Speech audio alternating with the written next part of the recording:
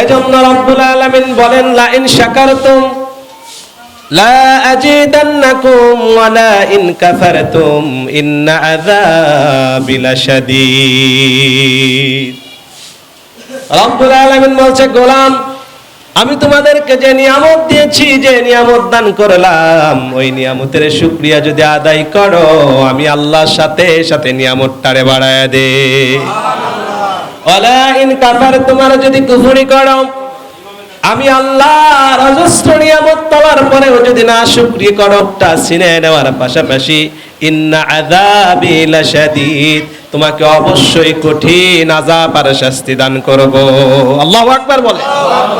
তার মানে আমরা যারা শুকরিয়া আদায় করি, এরাই আল্লাহর কাছে প্রিয়, ঠিক কিনা বলে? এই জন্য বিপদ মুসিবত যত রকমের সমস্যা হোক, শুকরিয়া হবে একজনে। চিল্লায় বলেন, তিনি কে? আরো জোরে বলেন, কে?